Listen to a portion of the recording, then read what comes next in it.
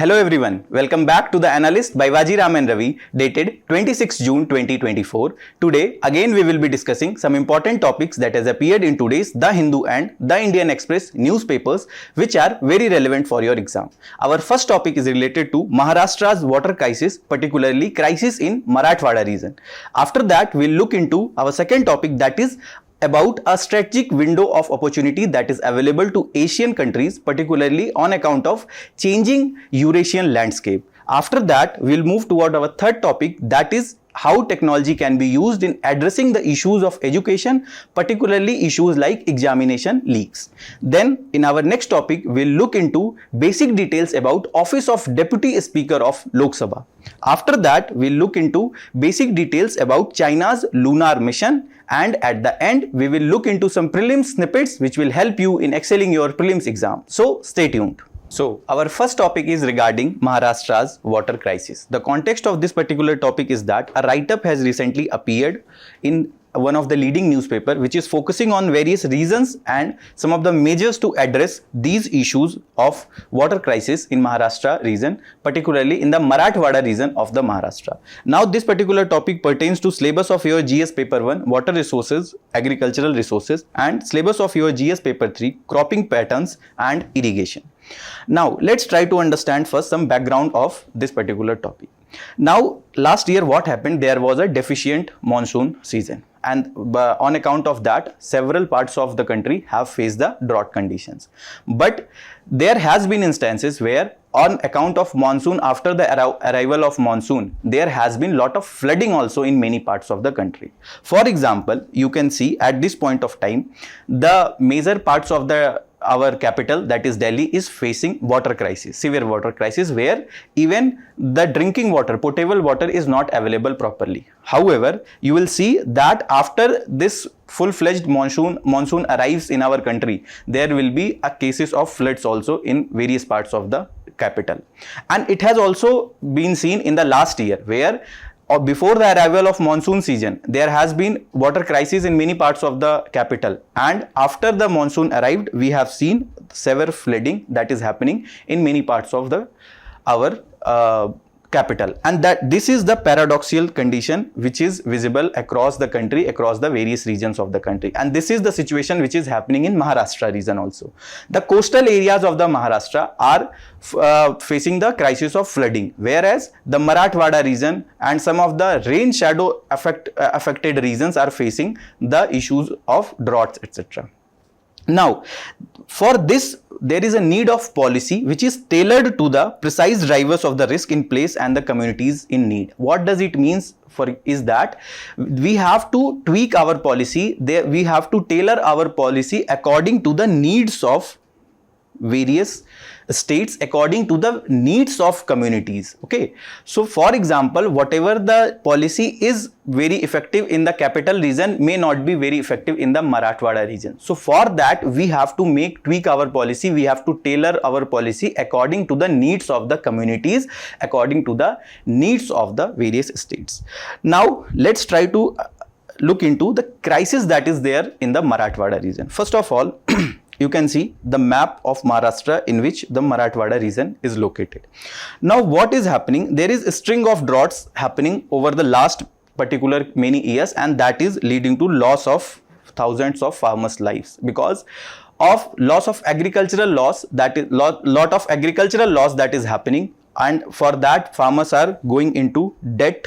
The farming has become non-remunerative and it is leading to farmer suicides. According to some reports, in 2023, there has been more than 1,000 farmers who died by suicide, especially in this Marathwada region. And one of the prime reasons for that was the droughts. Now, there are many reasons for particularly this water deficiency in the Marathwada region. Some are the natural reasons and some are the man-made reasons. The reasons like location, the soil type, then topographic patterns, etc. are some of the reasons that we'll look into this particular session. So, the first reason is, one of the natural reason is the rain shadow effect. What is rain shadow effect? Let's try to understand. What is happening that after the seasonal reversal of winds happen, these monsoon winds comes into the Indian subcontinent. Now, these prevailing winds are the warm, moist winds. These winds come out of the ocean region and they carry the moistures. Now, what happens after they hit any structure? And that structure is the Western Ghats. Now, orographic rainfall is happening. What does it means is that this is a structure. Here it is the Western Ghats. After this moisture laden winds which are coming from the ocean regions in form of monsoonal winds, when they strike this mountain, it leads to rising of these air. And when this particular moisture laden winds rise, the air there cools and it leads to condensation and ultimately precipitation happens. Now what is happening? The precipitation happened on the windward side of this particular mountains, but these moisture winds cannot travel to the leeward side of that mountains or the structure, and that is leading to a rain shadow area on the opposite side or the leeward side of the mountain. And this is exactly what is happening in the Maharashtra region, that there is Western Ghats located. Now whenever these moisture laden winds or the monsoonal winds are coming, they are striking these Western Ghats. Now what is happening is that this region, complete Konkan coast and other coastal areas of the Maharashtra are receiving rainfall, but this Marathwada region is not being able to get the proper rainfall due to this rain shadow effect. Then, and the climate change related incidents. Climate change is worsening the conditions of the droughts. There are more incidents of droughts that are happening in the recent years, and particularly in the regions which are not getting proper rainfall. And that is also one of the issues which is increasing the crisis of water in the Marathwada region. Then the anthropogenic cause or man-made cause, and that is related to the agriculture. That is the sugarcane cultivation. Okay, sugarcane almost needs 1500 to 2500 millimeter of the water. Okay, but the pulses and the millets require 4 or 5 irrigations across the crop life, whereas sugarcanes needs to be irrigated almost every day. Almost 4% of the total cropped area, that is the sugarcane in that Marathwada region, is consuming more than 61% of water in that particular region. 82% of sugar grown in the Maharashtra comes from the low rainfall areas, and some of these areas are lying in the Marathwada regions. Now what is happening is that sugarcane is a very water intensive crop. It requires lot of irrigation, lot of water, and these farmers, for some of the reasons which we will be discussing at the later part of this discussion, is that they are more focusing on this sugarcane crop growing, and that is leading to more stress on the water, and that is leading to worsening the conditions of the water crisis. Now a question that may come in your mind is that when this sugarcane is already a very water intensive crops and this Marathwada region is already facing the water crisis, then why are they focusing on growing of these crops? Let's try to look into those reasons why these farmers are more focused, more motivated to grow this sugarcane. First is that the government support, okay, in the form of FRP or the fair and remunerative price that is being given on the sugarcane crop production.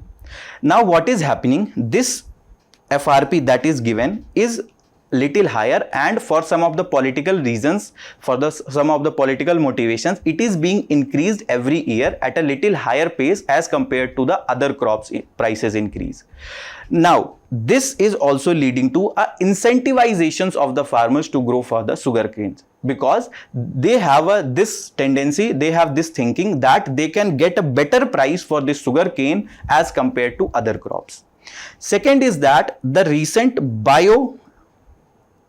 energy policy or bioethanol policy that the central government have came, where the central government is focusing on the sugarcane based ethanol production to reduce the import dependency on the crude oil and to reduce our effect that it is leading on the forex reserves, on declining forex reserve, to reduce the dependency on various countries from which we are importing these crude oil, and that is because whenever we will blend the ethanol in our various petrols, etc., it will lead to less demand of the crude oil, and for that reason government is focusing on the ethanol production and particularly sugarcane based ethanol production, and that is also one of the reason why farmers are more incentivized towards growing of the sugarcane crops.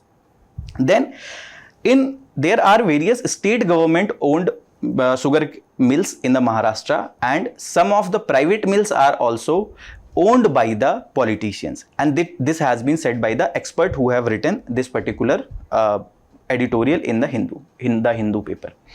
Now this is also leading to a demotivation towards changing the policies towards the sugar canes, because some of these sugar mills are owned by the politicians, and when they have to frame the policies, they are not very incentivized to frame the policy against the sugarcane production, against the sugarcane crop growing.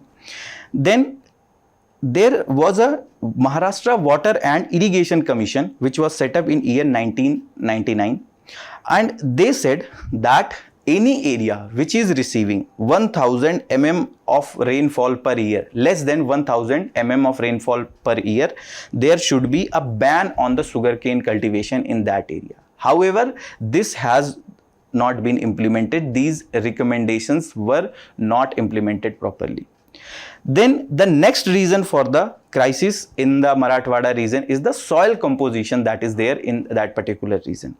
They have predominant black soil in that particular region, and one of the major characteristic of the black soil is that although they are very fertile, they have a high moisture holding capacity, but they have a low infiltration rate. What does it means? That suppose this is a farm.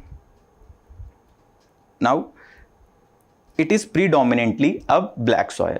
Whenever irrigation will happen, whatever the water that will come on that surface, that water will not percolate properly, that will not recharge the groundwater properly because of the low infiltration rate that is there in the that particular black soil. And the reason for that is that the soil composition, the particles in the black soil are very fine, and it does not allow it to percolate the water towards the groundwater, and when there will be a low infiltration rate, that will lead to either water logging or runoff of the water.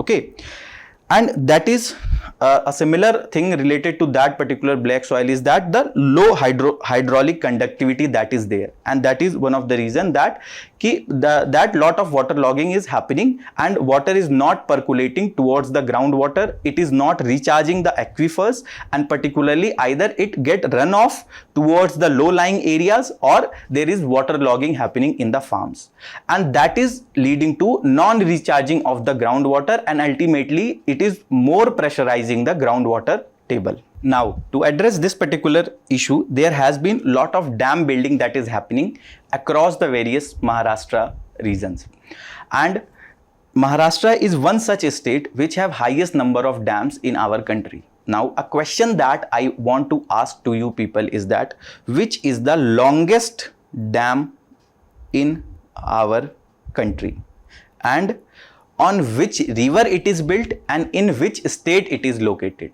Okay, so please comment your answers in the comment box, that which is the longest dam in our country, on which river it is built, and in which state it is located.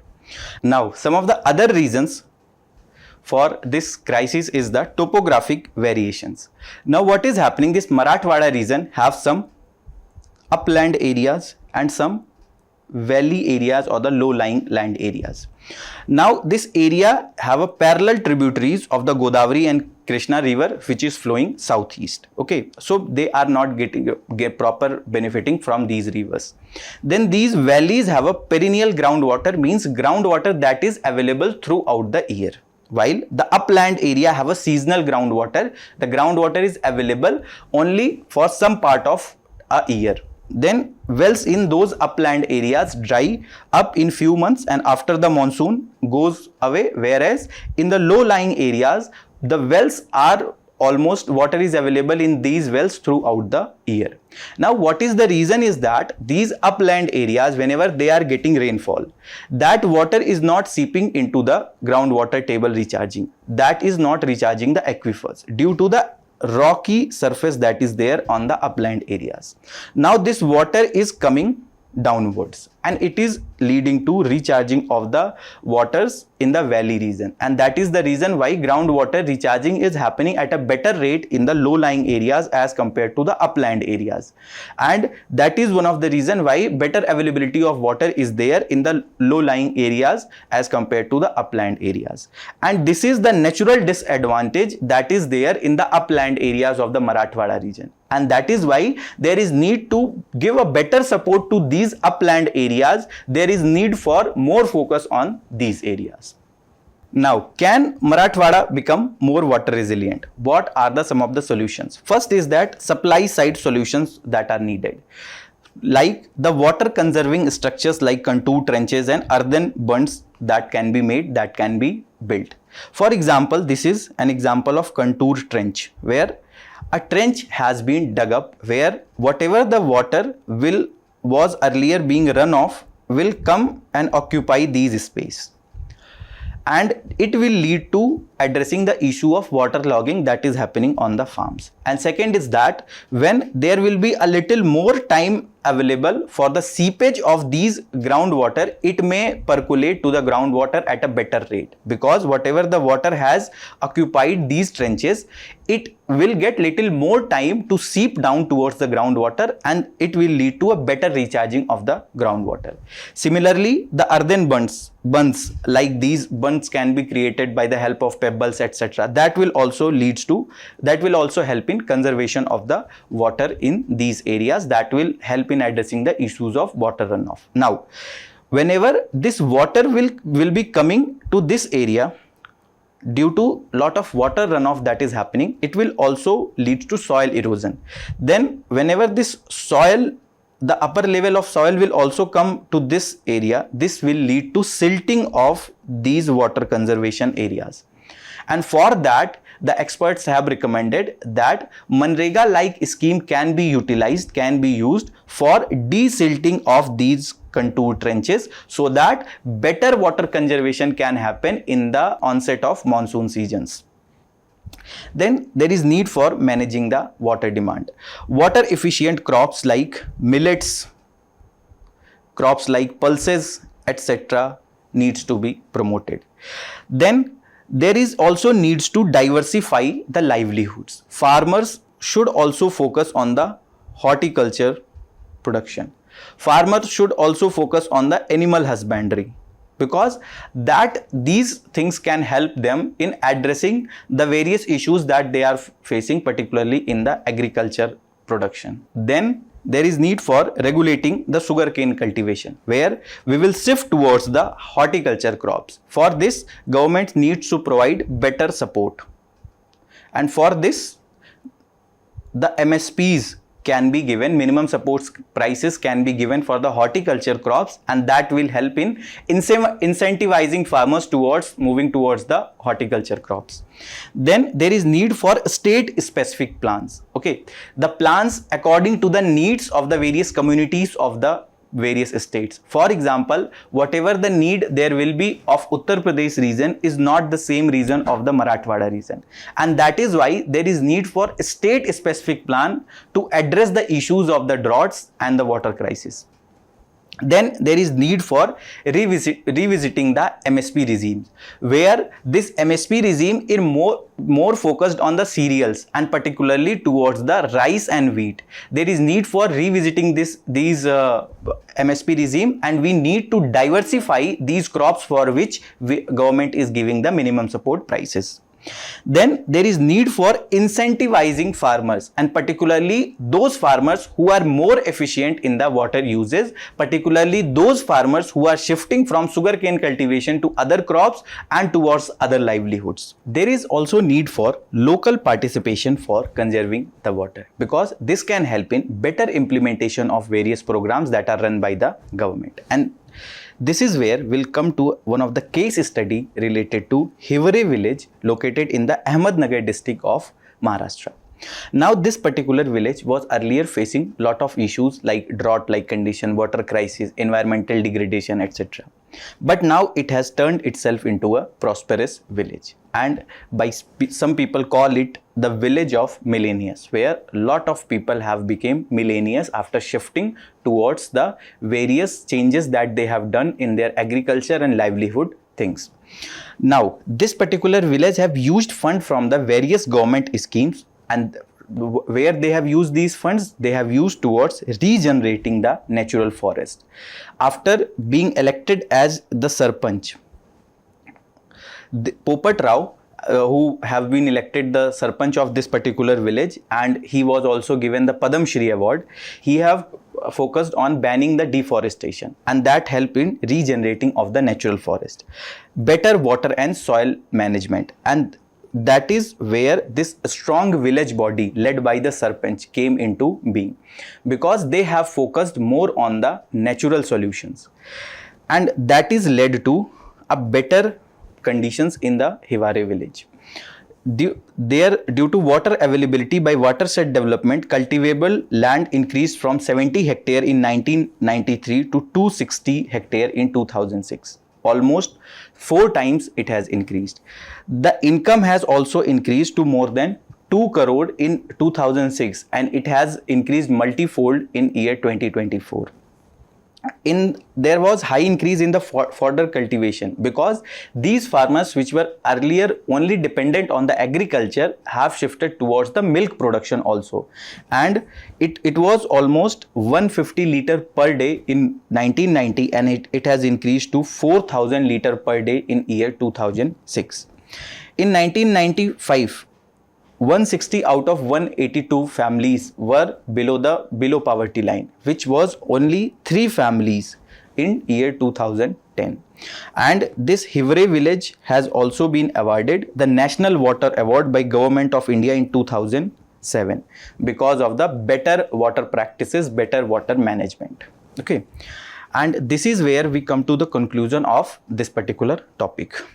Now a mains practice question from this particular topic is that briefly discuss the various reasons for water crisis in Marathwada region, suggest some measure to address the issues effectively. Now our next topic is a strategic window. The context of this particular topic is that a write-up has appeared that talks about the new Eurasian landscape that presents India with a unique opportunity to strengthen our strategic position.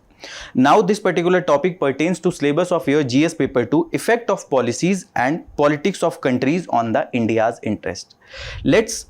And this particular topic have given the 4 dimensions of the new Eurasian landscape. The particular writer C. Raja Mohan have said that there are 4 new dimensions that are there on account of the changing Eurasian landscape. First is the Asia's active role. Asia is no longer a passive player, rather it is actively shaping the European geopolitics. Okay, unlike colonial times, the Asian nations like India have now more influence on the balance of power in Europe, and which was evident from the Russia-Ukraine war, where both Russia and the West were seeking Asia's support, particularly supports of the countries like India, Japan, South Korea, etc. Or recently when Israel was attacked by the Hamas, and subsequently Israel also attacked the Gaza, there has been lot of cooperation that was needed, that was asked from the various Asian countries, particularly countries like India. Then the Asia is also supplying various arms to the Europe, particularly the North Korea, which is supplying arms to the Russia, and South Korea to the Ukraine. India have also slowly and gradually moving towards the self-sufficiency in the arms.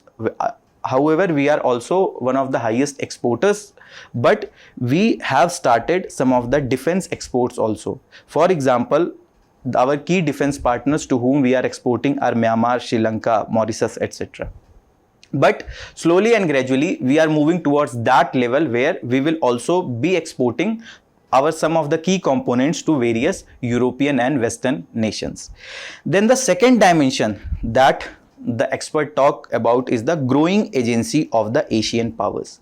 The Ukraine conflict showcases the Asia's increased agency in dealing with the major powers. The Russia's recent visit to North Korea and Vietnam are the prime example. What happened? The president of Russia, Putin, have recently visited the North Korea in almost 24 years, and where he is seeking cooperations in various military cooperations and arms exports, imports, etc. Because the condition of Russia is deteriorating on account of prolonged Russia-Ukraine war, and that is where Russia is seeking cooperation from the various Asian countries.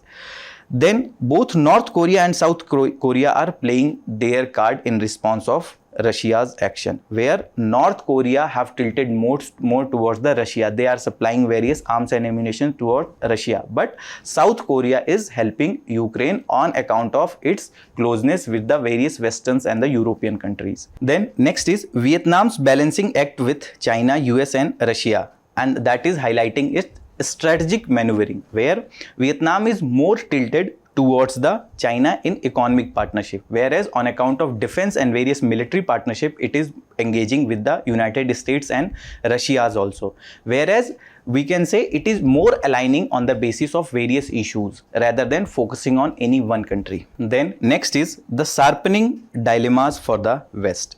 The US is in dilemma whether they should prioritize their support to the European friends, European countries, or they should shift their focus towards the Asian countries. The reason is that the rise of Russia-China alliance and China's growing economic dominance, and that is forcing America to define its primary concern. What is happening earlier? The US sole focus was on Europe, its various friends in NATO who are members of NATO. But now what happened? This economic dominance of the China, rise of China, and particularly also the growing challenge due to the alliance between Russia and China is forcing United States to revisit its priorities, where it is more now shifting towards the Asian countries. And now that is United States is in dilemma that whether they should shift their focus completely towards the Asian countries to address these concerns that are arising on account of China's economic dominance, Russia-China alliance and other things. And this debate will likely to play out in the upcoming Joe Biden and the Trump presidential election debates. This will be an important issue on account of the presidential elections that are due to happen.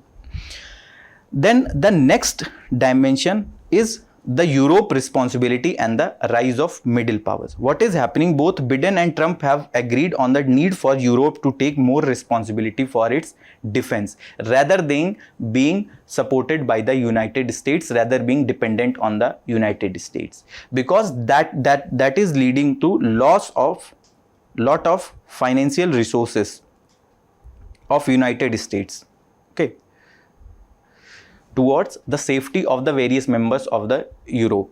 But now both the contenders of the presidential elections have said that Europe should become more of the self-defense. Then this also will free United States to focus on the Asia and work with middle powers like India, Japan, Australia to counter China and the Russia. As we have discussed that one of the major apprehension of the United States is the growing alliance with the Russia and China, rising economic hegemony of the China.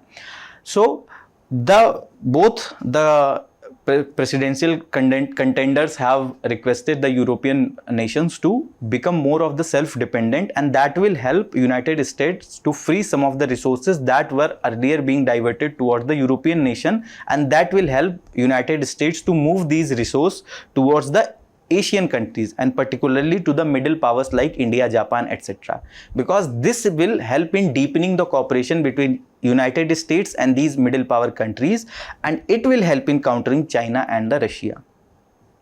While Europe is struggling with a unified approach towards China, Asian states are more willing to contribute towards the regional security, and that is where various multilateral organizations, multilateral agreements are being formed. For example, the Quad grouping, which has been formed by the India and United States, Japan and Australia, where they were mainly concerned about the rising economic deficit, rising trade deficit, particularly with the China. Then the ASEAN, which was a composition of 10 members, they are also focusing on the various issues towards more regional security, more military security, more defense security in the Indo-Pacific regions. So how the rise of middle powers are happening? First is that growing interdependence between Europe and Asia creates opportunities for the middle powers like India and Japan. Now, how this is happening? Let's suppose this is United States and this is Europe. Okay, various countries of Europe. Earlier, United States was supporting Europe through various arms, ammunitions, okay, various commodities. Okay, but now when United States is bringing back some of the resources, diverting its resources towards the Asian countries, these European nations will still be need of various arms and ammunitions, various commodities. And here these middle powers like India can help in providing these commodities, these arms and ammunitions. And that is where this expert is focusing, that this is a strategic window of opportunities that is available to the Asian countries, middle power countries like India, that they need to capitalize, that these countries need to materialize. Because when these countries are need of various arms and ammunitions, India can supply them, and that will help in reducing our trade deficit with these countries. This will boost our exports and it will help in better GDP growth and economic growth. And US is also seeking a strong partnership with middle powers to balance China and Russia. And that is where we can also capitalize better relation with the United States, where we can export our various goods to the United States, where the transfer of technology can happen through various agreements with the United States, and that can improve our defense capabilities. Next is this integrated deterrence strategy will also allow the middle powers like India to enhance their national and military capabilities. What does it mean? Let's suppose tomorrow, what does it mean by integrated deterrence strategy? Let's suppose tomorrow Russia plans to attack United States. Okay, now what will happen under this integrated deterrence strategy? US will call various friends of the Russia.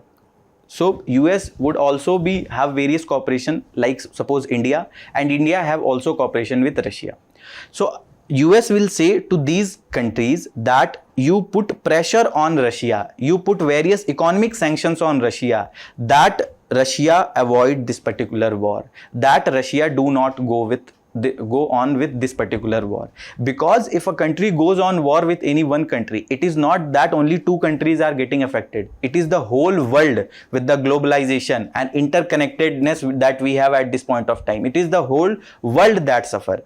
So under this integrated deterrence strategy, that war is being that deterrence is being provided by these countries, and because they are going for various sanctions, they are putting pressure on that particular company. So when United States is going for a various proper cooperation, various partnership, strong partnership with these middle power countries, it will help in an integrated deterrence strategy in future. Because let's suppose tomorrow China or Russia plans to attack any country, so these country can put economic sanctions, can put various pressures on that particular China or Russia, and that will help in deterring that war-like conditions.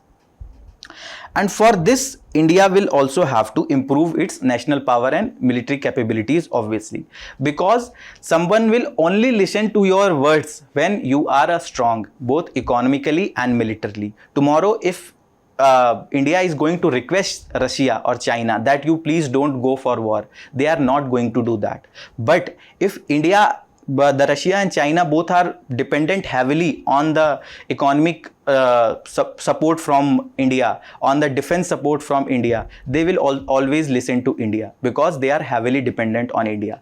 So India needs to improve its national capabilities, economic capabilities and military capabilities, so that we can play that role of that and we can take part in that integrated deterrence strategy. Then for this, India must act swiftly to seize the strategic window and modernize its defense industry. And India is also focusing on this, particularly regard to the Atmanirbhar Bharat, that we are focusing on the defense indigenization, defense modernizations, various aircrafts like LCA, Tejas, then the Hindustan Aeronautics Limited, etc., is also focusing on the indigenization, transfer of technology, and improving our defense capabilities. Next is technology and education. The context of this particular topic is that a write-up has appeared which is focusing on the solutions that technology can provide, particularly in addressing the issues of the examination leak. This particular topic pertains to syllabus of your GS paper 2, education, government policies and interventions. So let's first look into the background of this particular topic. Recently, the NEET exam there has been allegation that NEET exam was leaked. The UGC NET leaked concerns were there.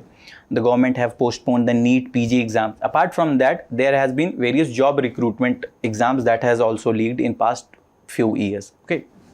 In last 7 years, more than 70 exams have leaked, and that has affected more than 1.7 crore aspirants.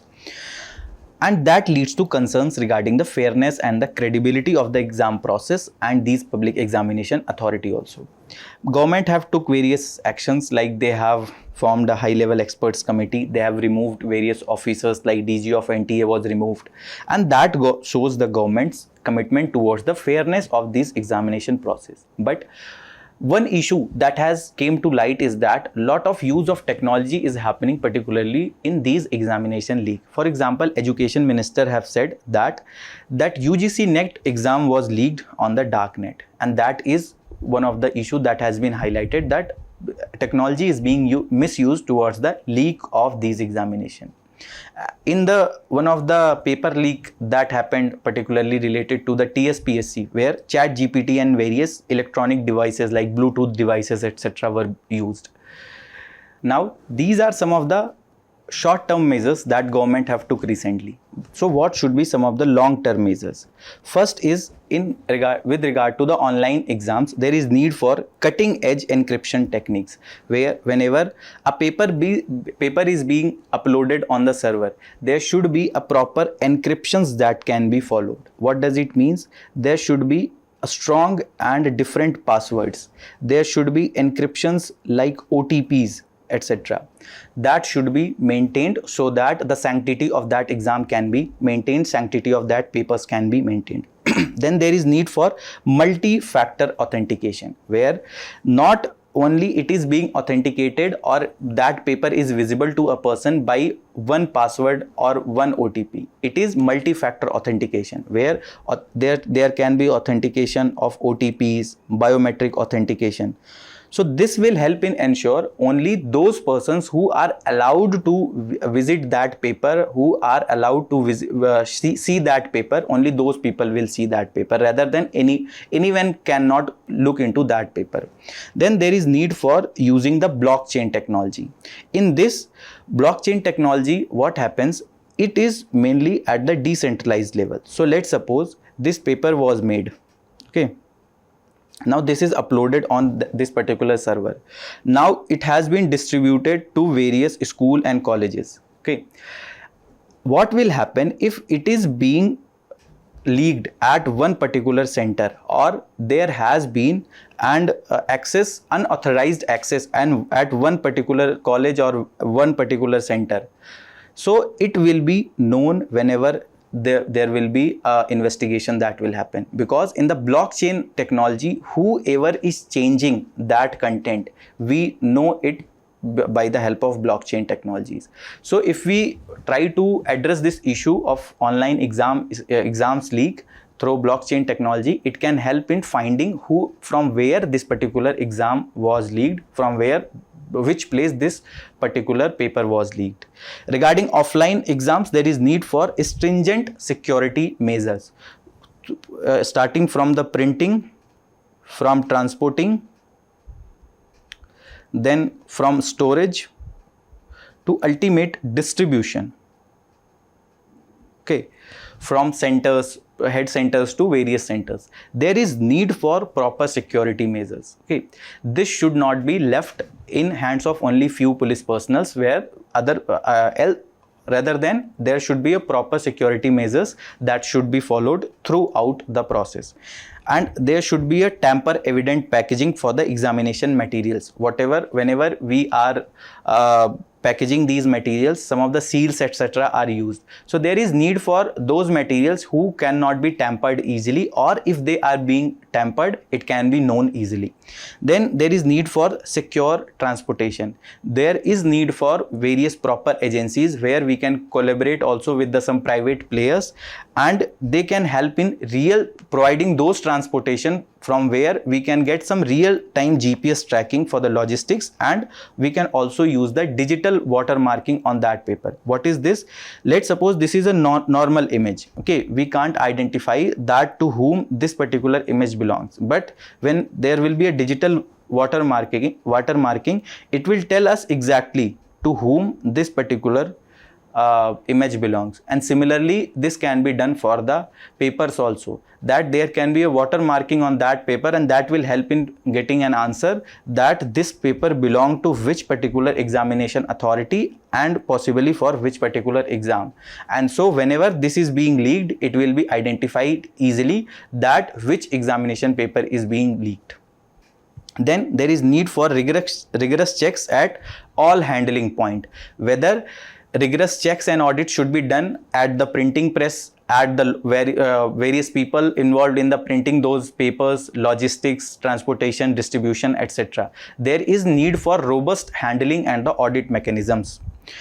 AI powered proctoring systems can be also done. Whenever a person is cheating or a particular sequence is being found on the OMR sheets, okay, so that can be found by the help of artificial intelligence, and that can also help in addressing this particular issue. And then there is need for biometric verification. In the online exams, generally biometric verification is being used, but it is not full-fledged being followed in the offline exams, and that is leading to various issues, that a person who is going for that particular exam, a person in place of that particular aspirant is giving the exam, means exam is given by someone else and name is someone else. So whenever there will be a biometric verification, it will help in ensuring that only those authorized person whose name who has applied for that particular exam, only that person is giving that particular exam. Then other measures that we can use is the thorough audit mechanisms. Okay, all the agencies that are involved, starting from the printing towards the till the distribution, there is need for proper audit of these companies, that whether they are following all the measures properly or not. Then there is need for transparent and regular reviews, and here the third parties reviews can also be done, where if any discrepancy is found, and that can be swiftly addressed. Okay, then there is need for rigorous maintenance schedules and backup protocols. Okay, what happens, let's suppose there was a protocol that has been given to all the centers, but at any time, let's suppose digital lock is being used to lock those papers.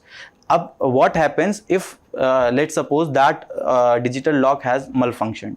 So there should be some backup protocols, that on account of malfunctioning of that particular lock, what will be the way forward, what should be done, and that should be properly communicated to the people on the ground, people who are at the actual centers. Then there is need for capacity building of the staff, whether these are invigilators or the center head or the people who are involved in the distribution and logistics. They should be properly trained so that they can handle any emergency situation that can happen towards the examination cycle. Then there is also need for regular consultation with all the stakeholders, whether it is central government, state government, or the various student bodies, etc. There is need for proper consultation. There is need for proper consultation with various non-government organizations, civil society organizations, so that we can form a policy which is more broad-based and inclusive. Next topic is Deputy Speaker. The context of this particular topic is that elections for the post of Deputy Speaker is going to happen soon. This particular topic pertains to syllabus of your UPSC Prelims Indian Polity and GS Paper 2 Parliament and Executive. Let's try to understand first the basics of this topic. Article 93 states that House of People shall as soon as may be choose two members of the House to be respectively Speaker and the Deputy Speaker. Whereas Article 95 of the Constitution says that Deputy Speaker performs the duties of the Speaker if the office of Speaker is vacant and during the absence of the Speaker from any sitting of the House. So the 95 says that there should be Deputy Speaker and he will perform the duties which were being performed by the Speaker in absence of Speaker. And 93 talks about the how the House will be electing the Speaker and the Deputy Speaker. But what the Constitution hasn't specified is the time frame for making the appointments for electing these Speakers and the Deputy Speaker. Whereas constitutional experts have said, as the words here are shall and as soon as may be, is focusing on the urgency, is focusing on the importance of these offices, and there should not be any delay while appointment of these offices. And general practice is that a Speaker is elected in the first session and a Deputy Speaker is in the second session. Okay. And the well-established parliamentary practice is that a motion is moved by the Parliamentary Affairs Minister and duly seconded by the Treasury benches or the opposition, whichever is carried by the House. Okay. So what is happening? So a motion is moved by the Parliamentary Affairs Minister and it is supported by the Treasury benches. Treasury benches are those forward benches or the upper benches where some of the senior ministers or some of the senior members of that party are sitting. For example, senior member like Prime Minister, Home Minister and other senior ministers are sitting. Those are the Treasury benches. So for the appointment or for the elections of the Deputy Speaker, a motion is moved by the Parliamentary Affairs Minister and this is seconded by the Treasury benches, or it is seconded by the opposition in case that Deputy Speaker post is going to the opposition. Now the rules of procedure and conduct of business in Lok Sabha, under this rules, Rule 8 says that elections shall be held on such date as the Speaker may fix. In the first session, Speaker got elected, he will fix the date on which the elections of Deputy Speaker will happen. Then Article 94 speaks or that Speaker or Deputy Speaker shall vacate his office if he ceases to be a member of House of the People. If he has been ceased to be a member of Lok Sabha, then obviously he will also vacate his office. Then he may also resign to each other, means the Speaker will give his resignation to Deputy Speaker and Deputy Speaker will give his resignation to Speaker. And he may also be removed from office by resolution of the House of the People passed by a majority of all the then members of the House. So this is what the effective majority is. Then up to 10th Lok Sabha, both the Speaker and Deputy Speaker were usually from the ruling party. But after the 11th Lok Sabha, there has been a consensus that the Speaker post will go to the ruling party and Deputy Speaker post will go to the opposition party. Now a question related to this particular topic that was asked in the Prelims 2022 is that, with reference to the Deputy Speaker of Lok Sabha, consider the following statement. As per the rules of procedure and conduct of business in Lok Sabha, the election of Deputy Speaker shall be held on such date as the Speaker may fix. This is a correct. There is a mandatory provision that the election of a candidate as Deputy Speaker of Lok Sabha shall be from either the principal opposition party or the ruling party. There is no as such mandatory provision. Okay, so this was just like a convention. So second option is incorrect. The Deputy Speaker has the same power as the Speaker when presiding over the sitting of the House and no appeal lies against his ruling. This particular statement is correct.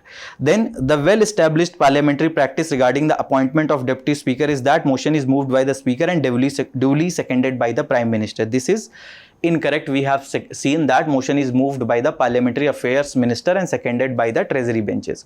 So only option A, 1 and 3 statement was correct and 2 and 4 was incorrect. Now moving towards our next topic, that is China's lunar mission. China's Chang 6 on Tuesday became the first spacecraft to bring back samples from the far side of the moon. This particular context is of this particular topic. Now this topic pertains to syllabus of your UPSC prelims science and technology and syllabus of your GS paper 3 space technology. So let's try to understand some background or the basics of this topic. This is the lander which has descended on the moon surface on June 1 and collected rocks and soil samples from the lunar surface. And this mission have one lander, one orbiter and one service module. Okay, the main purpose of this service module or main use of this service module was to bring back those samples from the far side of moons towards the earth. Lander have landed on that surface, collected that samples, then it has transferred to the orbiter module, and then service module has brought back those to the earth surface. It is not first time that that sample is being brought from the lunar surface. The US Apollo mission in 1969 have also brought. In 1970s, the Soviet Luna 16 have also brought, but they have brought the samples from the near side of the moon, whereas this Chinese mission have brought back samples from the far side of moons. And one thing that you should be aware of is that moon is tidally locked with earth.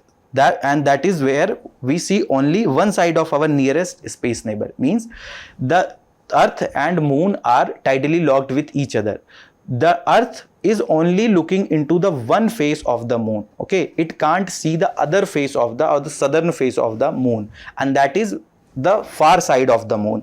So Apollo and the Luna 16 have brought back from the front side or the near side of the moons the samples they have brought, whereas Chinese mission have brought back samples from the far side of the moon. What these samples earlier, whenever there was in situ robotic explorations were happening, means whatever the explorations that were happening on site, okay, then and there itself, that will only help the determining the age of that rock or sample. Whereas when those samples are brought back towards our earth, and that will lead to ex situ exploration, and that will help in giving us multiple dimensions about those particular samples. It will help in knowing what is the chemical composition, what is the isotopic composition, what is the structural and physical properties of those samples, those rocks, those extraterrestrial substances. And it can also be preserved for decades and can be help in examining the future generations, and if there is a advanced technology that can come in future, so that can also explore these samples that we have brought back, because we will be preserving these samples properly. And India's Chandrayaan 4 mission is also going to focus on this sample return mission. Okay, this will be launched by the ISRO, and this will also have a service module which will bring some of the samples, some of the materials available on the far side of moons towards the earth surface for various exploration purposes. And these samples will help in getting various answers, that why there is difference between the geomorphological features, geomorphological features of the both side, whether it is near side or it is the far side of the moon. Now we will look into some prelims snippets. Our first topic is CRPF or Central Reserve Police Force, which is one of the 7 CAPFs or Central Armed Police Force under the Ministry of Home Affairs. Now, context of this particular topic is that the CRPF wanted to raise mountain battalions, particularly to fight the terror in the Jammu and Kashmir regions. And this CRPF was originally constituted as Crown Representative Police in 1939, and it is one of the oldest central paramilitary forces. After independence, it was named Central Reserve Police Force by an Act of Parliament on December 28, 1949. Some of the duties that are performed by the CRPF include crowd riot and crowd management and the riot control, counter militancy and insurgency operations. They have been very predominantly helping in tackling various insurgency issues in the northeastern regions. Then they have been also dealing with the left-wing extremism in the various regions like Red Corridor, etc. They are also providing protection to various VIPs and the protection to various vital installations, various critical infrastructure like nuclear installations. Then they are also checking the environmental degradation and protection of the local flora and fauna by providing protections to various natural national parks and the wildlife sanctuaries at places. Then they are also fighting aggressions during the wartime, participating in the UN peacekeeping missions. They have also been participating in the UN peacekeeping missions. Then they have also been providing various rescue and the relief operations at the time of natural calamities, whether it is floods, whether it is cyclones or other calamities.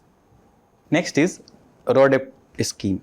The full form is remission of duties or taxes on export products.